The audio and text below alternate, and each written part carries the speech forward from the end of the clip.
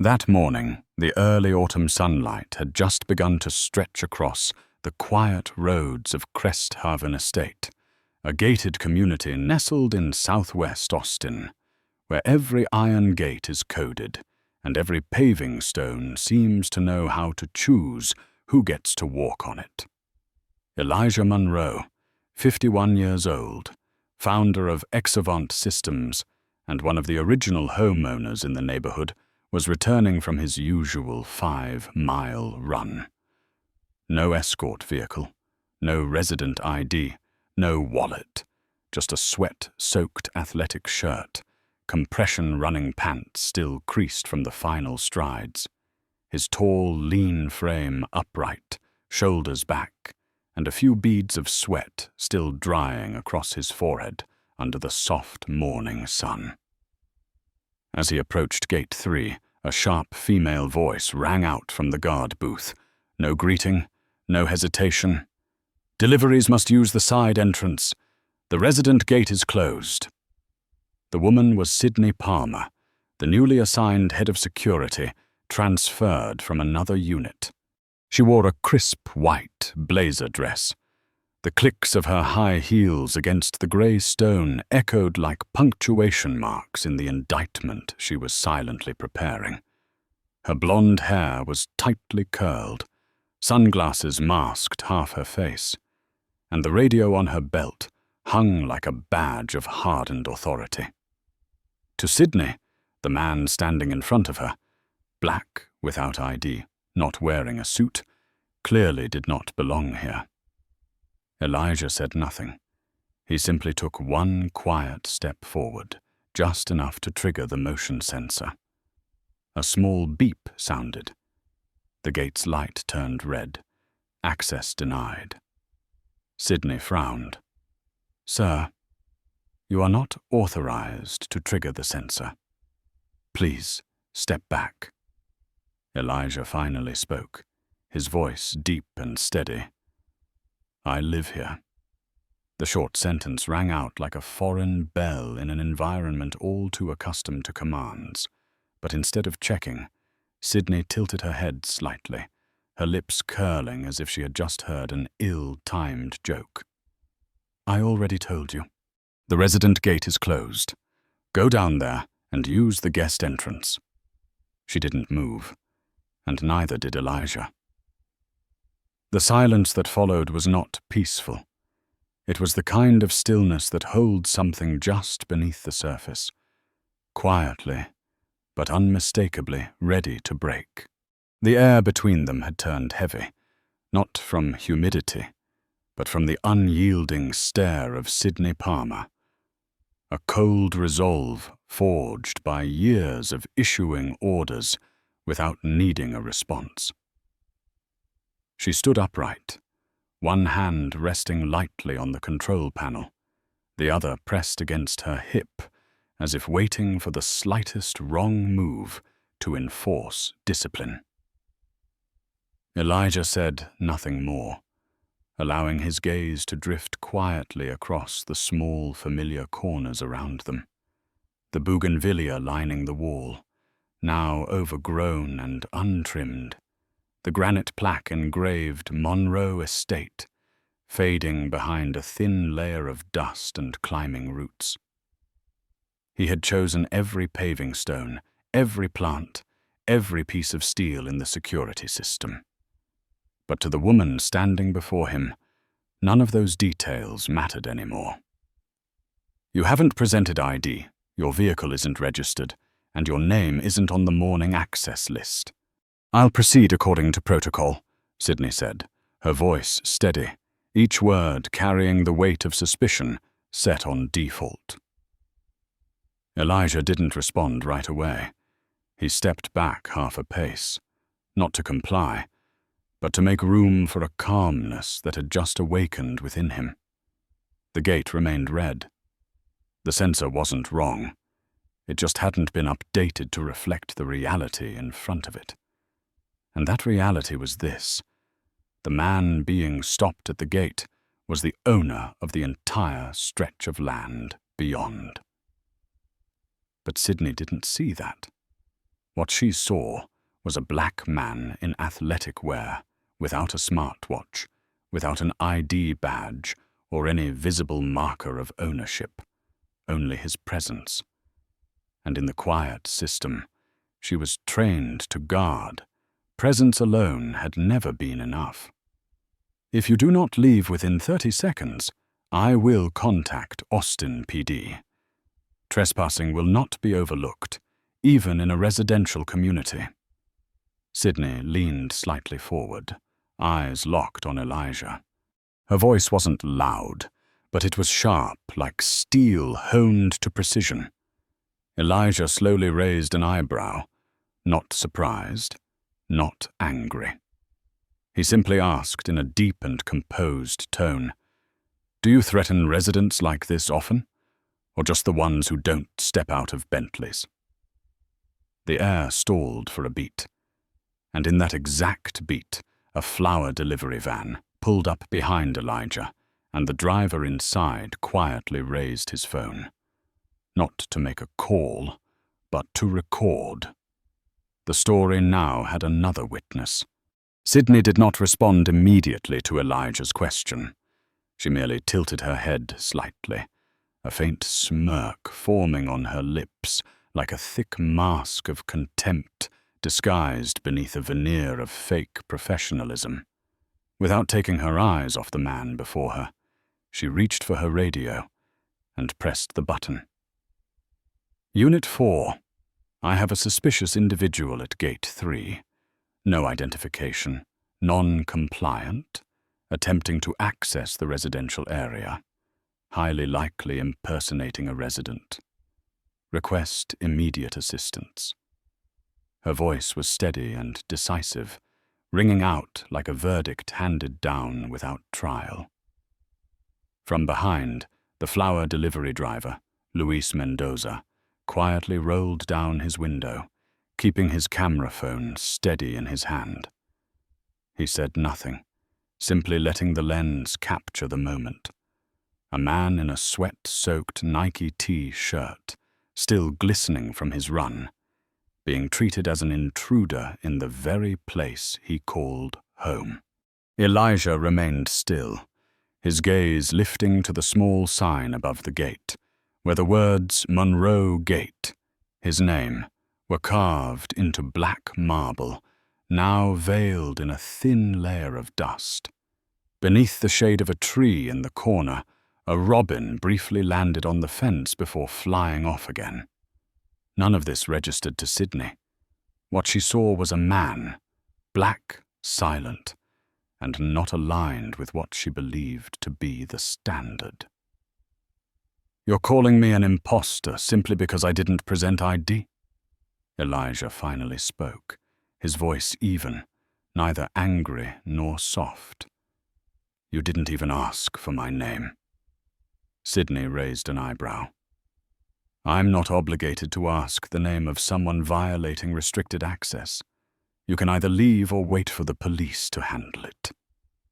A sharp glint appeared in her eyes, not from fear, but from the misguided conviction that she was in the right. At that moment, a flash from Luis's phone lit up as the camera caught Elijah's face. A face some passers-by were beginning to recognize. But Sydney had yet to realize who stood before her. In her mind, the only power that mattered was the system blinking red. And she was the one in control of it. Or at least, she believed she was. But somewhere, not far beyond the gate, certain data were being activated. And reality, as it always does, was about to abandon the script she had imposed for far too long. Elijah did not budge. He stood still amid the silent alarm of watching eyes. A faint motion at the corner of his mouth hinted that he had carefully weighed his next move. Then, without urgency or drama, he reached into a small zip pouch at his waist and pulled out a phone, its screen slightly scratched in the corner. The screen lit up, not boastfully, not seeking attention. He tapped on a contact marked with an emergency flag. Naomi, initiate Protocol 7. Verify ownership, open access logs for lot number 342. Extend authentication through the system. His voice was steady, low, and resolute. On the other end, a clear and composed female voice responded, "Understood, Mr. Munro. Initiating ownership verification via the Exovant 1 operating system." It was just one sentence, but those nearby shifted slightly. Sydney furrowed her brow, her eyes darting toward the phone in his hand, as if it had just contradicted the prejudice she had carried all morning. And then it happened. Without fanfare or noise, the gate in front of them clicked softly. The display screen shifted from red to green. A female voice rang out from the security speaker system. "Gate 3 access confirmed. Elijah Monroe. Verified resident. Ownership authenticated. Access granted through Exovant 1 system." The entire space fell silent, as if someone had released a gust of cold wind into the warmth of the morning sun. Luis lowered his phone for a brief moment, then raised it again, because he knew what he was recording was no longer just a minor dispute between a resident and a guard. It was the moment truth silenced prejudice. Sydney, however, did not let the silence linger. She spun around, her hand gripping the control panel, her eyes sharp as if personally insulted. "I don't care what the system says. If you don't have an ID, no driver, no physical proof I can see with my own eyes, then you are not getting through." A flicker of hesitation among the security staff behind her. One younger guard leaned toward a colleague and whispered, "But the system confirmed." Yet Sydney cut him off. "I'm not done speaking. The system could have been hacked. I'm requesting internal verification." She pressed the radio again, this time her tone more urgent. "Unit 7. Possible access spoofing in progress. Request immediate response from Austin PD. Priority 1. No one said a word, but the green-lit gate stood as silent opposition to every word she had just spoken. Elijah still didn't move. The gate in front of him had opened. The system had verified his access. Yet he remained still. Not because he doubted his own legitimacy, but because what was unfolding was no longer about entering a home. It had become a quiet reckoning between truth and prejudice. Behind Sydney, 2 security guards appeared, one still sipping from a thermal coffee mug, the other adjusting the zipper on a soft armor vest. They stepped closer, their eyes briefly sweeping over Elijah before settling on the control panel still flashing green. "Who's this guy?" one of them asked, his tone mildly curious. Sydney didn't turn around, her eyes still locked on Elijah. "Someone who thinks he lives here." There was a pause. Elijah hadn't even responded yet when the other guard asked, "Maintenance crew?" gesturing at Elijah's T-shirt. Before Elijah could answer, Sydney cut in. "He claims to be a resident. We're verifying." The youngest guard nodded lightly and murmured, "Then why not just ask his name?" "Silence!" Sydney snapped, without even glancing back. At that moment, Elijah exhaled slowly, his words clear and deliberate. "I don't need to prove my identity to someone who has no authority to ask." The sentence made Sydney hesitate for just a beat. Then she stepped forward, closer, her voice lowering into a sharp whisper between her teeth.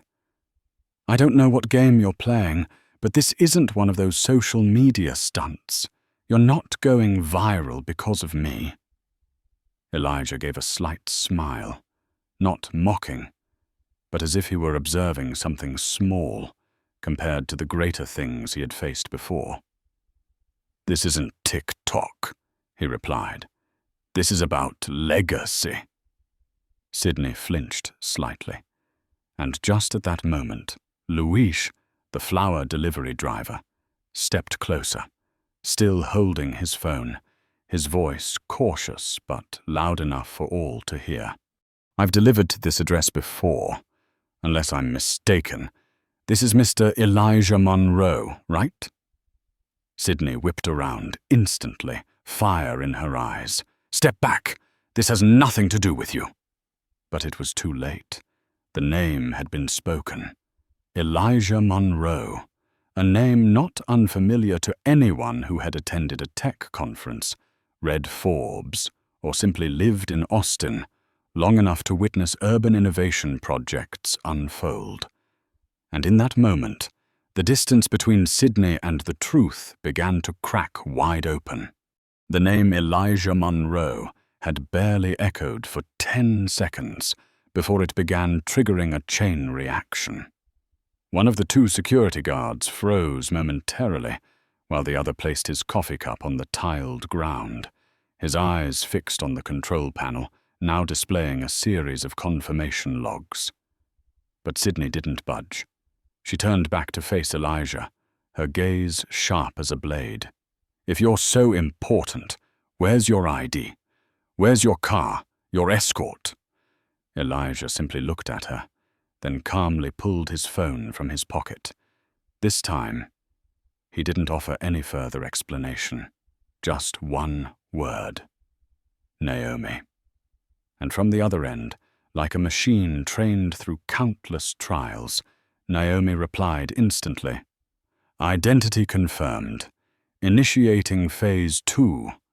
Opening real time interaction logs and publicly linking to Exovant 1. Sydney laughed, and this time there was nothing composed about it. "A phone call? That's your play. Anyone can fake an identity over the phone." But right then, the overhead speaker chimed again, this time with the system's central voice. "Verification protocol complete. Elijah Monroe, official owner of Lot 342, confirmed by Exovant 1. Authorized access granted." Everything froze for 3 seconds before Sydney screamed, "No one gets through until there's a physical verification.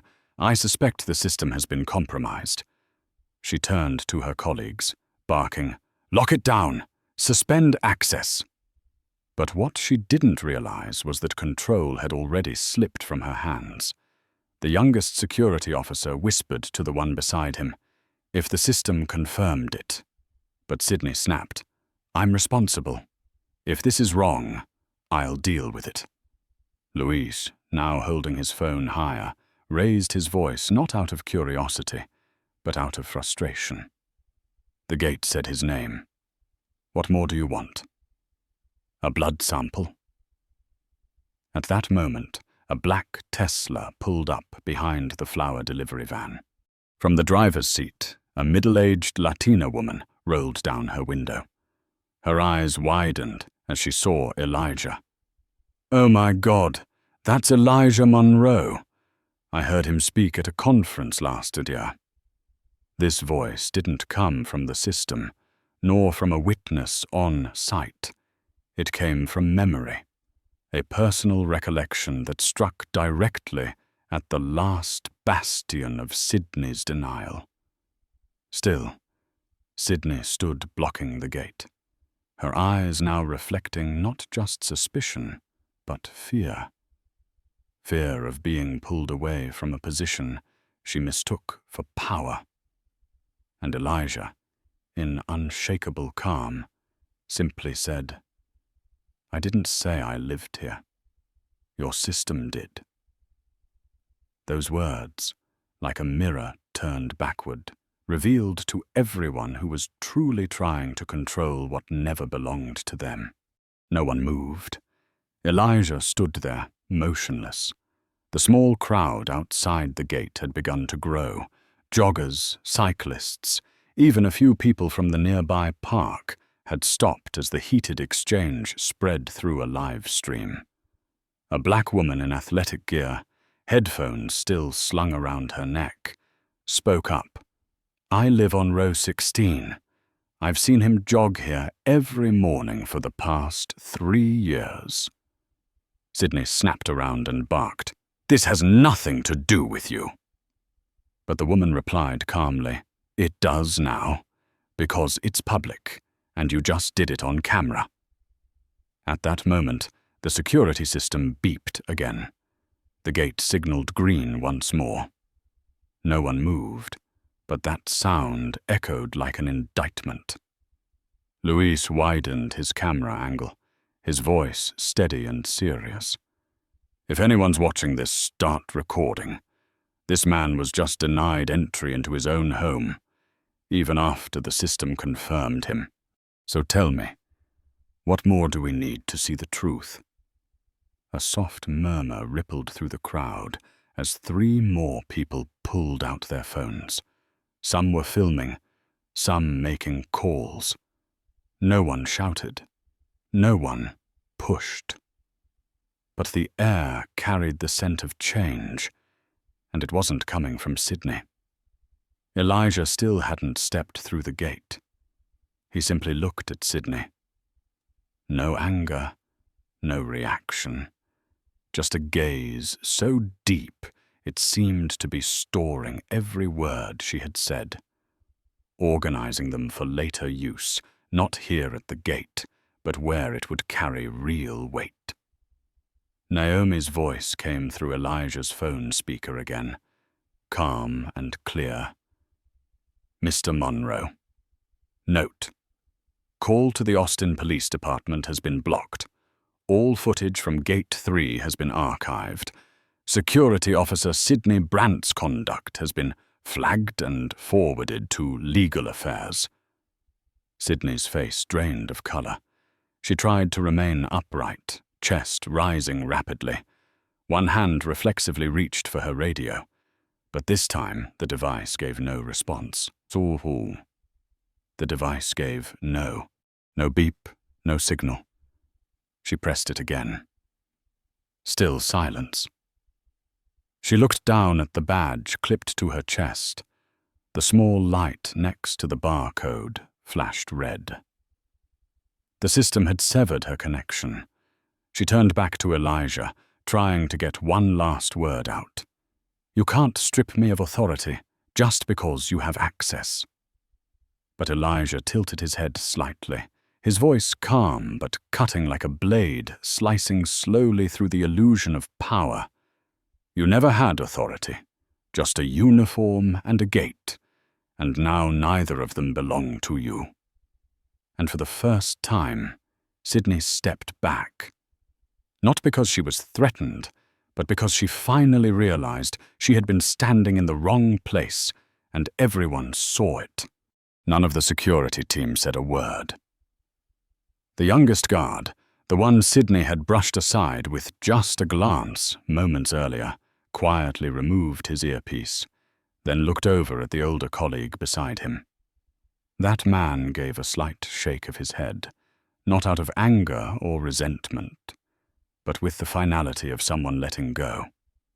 Outside the gate, Luis continued live streaming, his camera now focused on Sydney, frozen in place. He whispered into the lens, "This is how someone gets dismissed without anyone ever saying the word fired." Elijah had not taken his eyes off Sydney.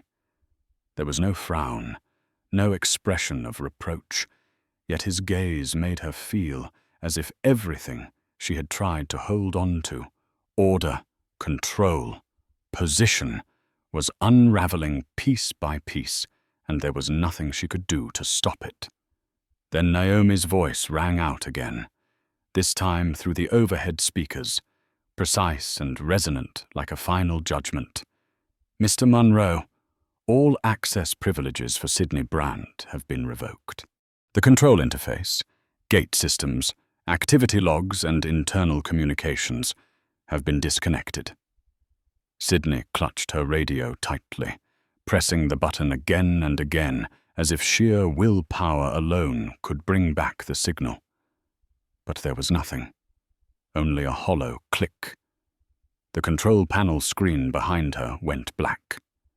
Her ID badge flashed red, reading "Access Revoked," and everyone saw it, from the delivery driver to the woman in the Tesla to the bystanders gathering nearby.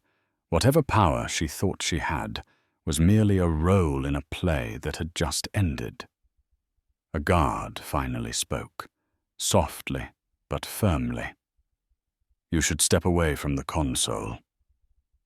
Sydney turned around, eyes lost. "What did you say?" This time, the other guard added with more force. "He owns this property, and legal is already involved. We're not putting our names on this." Sydney opened her mouth to argue, but no words came out. Every defense she had clung to had been stripped away by the very system she once believed was her tool. From down the street, a silver-haired woman standing on the sidewalk called out, "Isn't that the guy who built the condos off Leary Avenue?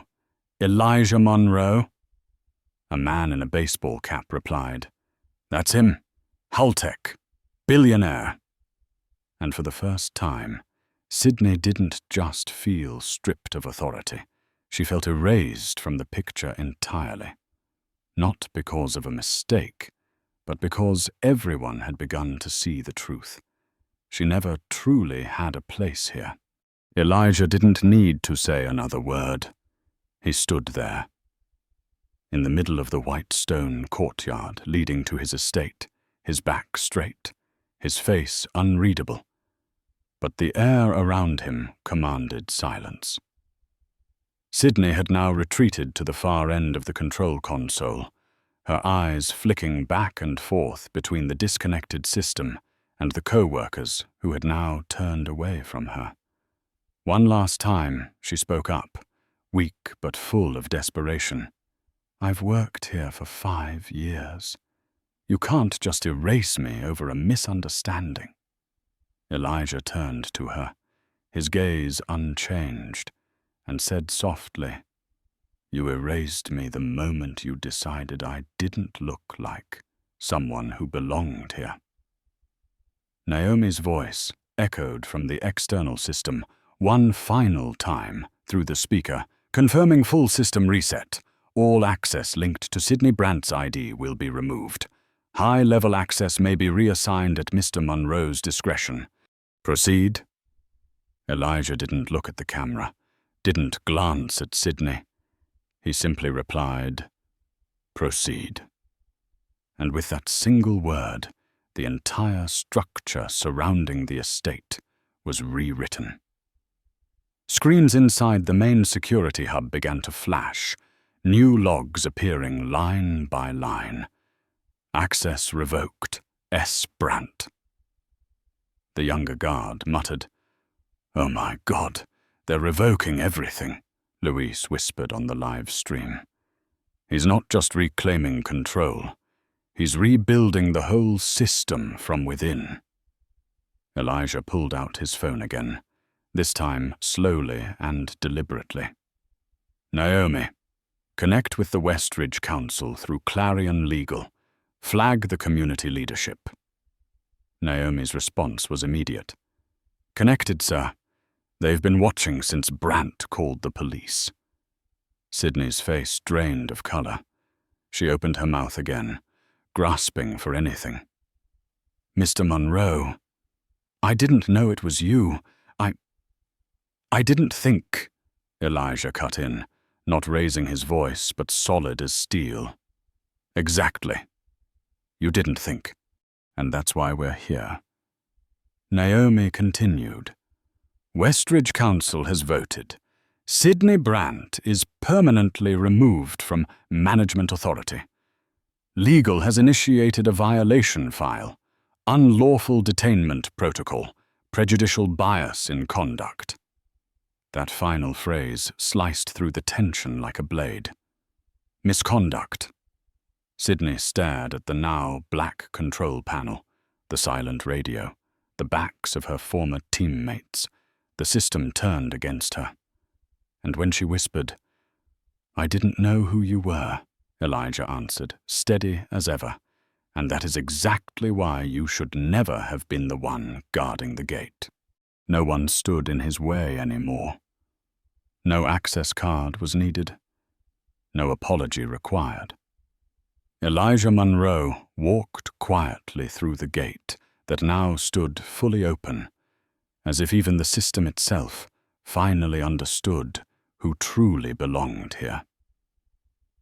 The sound of the gate closing behind him was not the sound of a barrier shutting, but the echo of a new awareness opening. The crowd did not clap. They didn't need to. Their silence carried the weight of respect. Because they weren't just witnessing a man being vindicated. They were witnessing a prejudice being unraveled, layer by layer. A middle-aged woman on the sidewalk called out, her phone still live streaming, "Mr. Munro, how did you stay so calm when being treated like an intruder at your own home?" Elijah paused. He didn't turn around, didn't clarify. He simply answered, voice steady. "Because every time someone underestimates me, I learn something about them. And every time I stay calm, I remind myself, storms don't shake foundations. They test them." His words held no trace of anger, only the quiet strength of a man who doesn't need to raise his voice to be heard. From the corner, a boy wearing a coffee shop apron shouted, "My brother interned at Hall Tech. He said you visited every floor, even the janitor's area." Elijah smiled and replied briefly, "Tell him they're the real engines of the building." And in that moment, every gaze, every raised phone, stopped recording a scandal. They were capturing a principle. Real power doesn't come from being allowed in, but from never being held out. Elijah stepped into the grand hallway, where soft light poured through frosted glass and cast shadows across a black and white portrait hanging on the stone wall. It was his mother, in her Sunday dress, one hand resting on a Bible, the other on her hip, daring her time to challenge her presence. He stopped beneath the portrait and closed his eyes for a few seconds, as if listening to her voice from long ago. "You don't need an invitation, as long as you know you belong." Elijah opened his eyes. The air inside no longer felt cold like it had that morning. It was warm, not from temperature, but because for the first time, everything was back where it belonged. No more words were needed. No apology necessary. No further explanations. Because from this day forward, the gates would remember, uniforms do not define authority, and running shoes do not mean you are an outsider. Elijah Munro's story is not just a personal confrontation at his own front gate. It stands as a symbol of a deeper truth. In a world where appearances can be deceiving, true presence does not come from how we look, but from the values we build day by day. Elijah didn't need to raise his voice. He didn't need to prove anything, because he wasn't seeking validation. He simply could not be erased.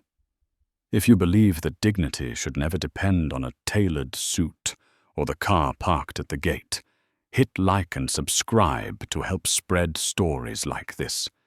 Stories that make us reflect on how we judge one another as a society. And don't forget to leave a comment with 3 words. Cannot be erased. To remind everyone that the right to belong does not need permission. It only needs to be affirmed.